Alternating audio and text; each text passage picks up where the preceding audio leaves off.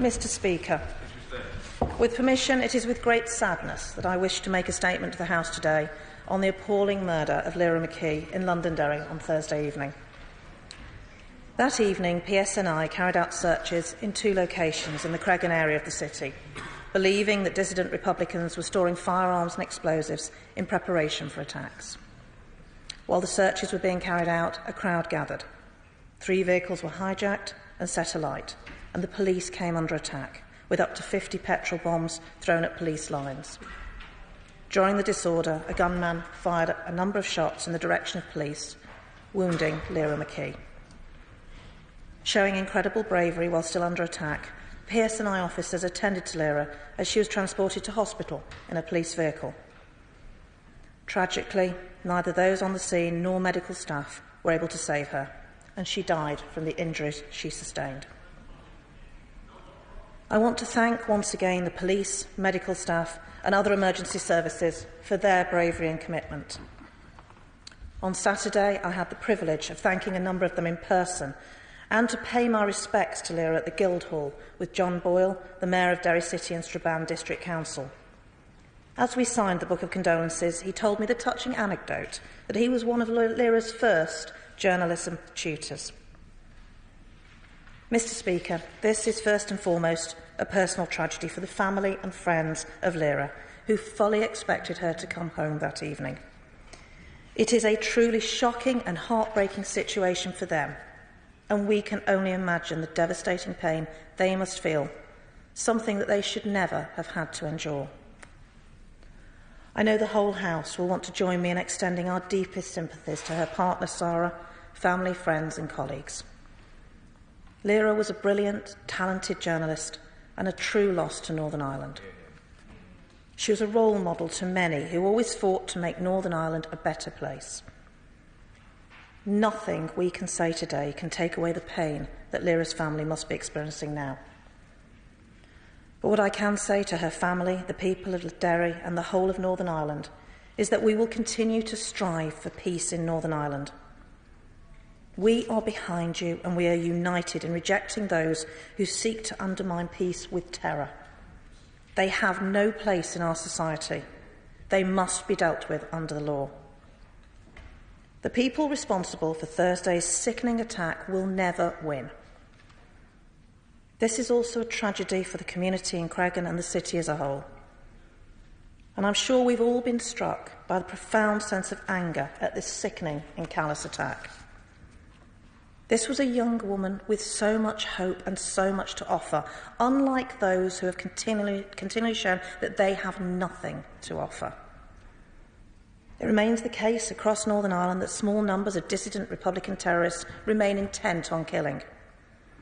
But what we have seen in the days since Lyra McKee's death is that the communities that they claim to represent and seek to control don't want them. They want peace, prosperity and progress, and want no part of the sort of mindset that leads to the death of a young woman simply doing her job.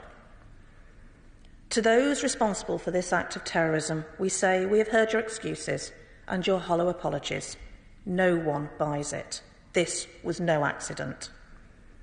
There is nothing that can justify this murderous act, and you are being called out for what you really are.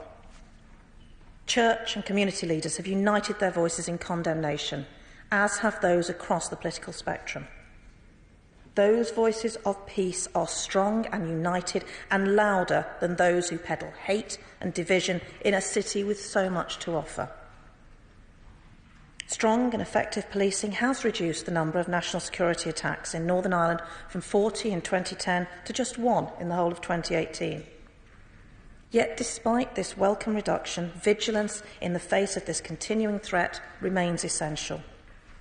The current threat level in Northern Ireland from dissidents remains severe, meaning an attack is highly likely. As the PSNI investigation into Lyra's murder continues, I would urge anyone with information to pass it to the police or anonymously to Crime Stoppers so that her killers can be brought to justice. The brave men and women of the PSNI and other security partners will always have the fullest possible support from this government. Mr. Speaker, I have heard those in Northern Ireland calling for political leaders now to come together. And I am sure the whole House will join me in welcoming the united display from leaders of the political parties in the Creggan estate on Friday. The Belfast Agreement has formed the bedrock of peace since it was reached just over 21 years ago.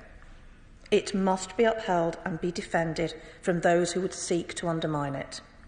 And I intend to hold discussions with party leaders later this week to see what progress can be made. Our clear and overriding objective must be the restoration of all the political institutions established by the Belfast Agreement.